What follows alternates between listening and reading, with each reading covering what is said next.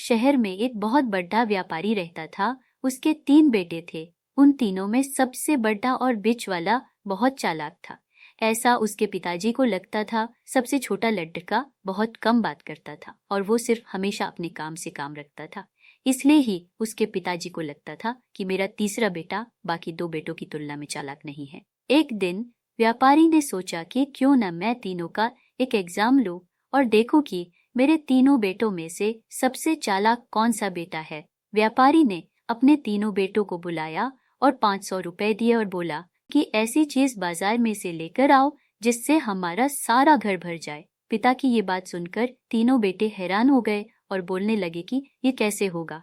पिता ने कहा, ये मुझे नहीं पता, आज शाम तक तुम्हें लेकर आना ही पड़ेगा। सबसे बड़ा और बीच वाला लड़का एक साथ घर से बाहर निकले और दोनों पूरे बाजार में यही खोजते रहे कि कौन सी ऐसी चीज मिले जिससे सारा घर भर जाए। वह ढूंढने के बावजूद भी उन दोनों को ऐसा कुछ भी नहीं मिला जिससे पूरा घर भर जाए। वो दोनों अंत में थक कर 2 बोरी भूसा खरीदकर घर वापस आ गए। सबसे छोटा बेटा सीधा बाजार गया और कुछ कैंडल और अगरबत्ती खरीद कर लाया।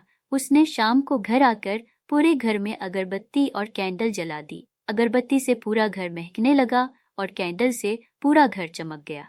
व्यापारी यह सब देखकर हैरान हो गया।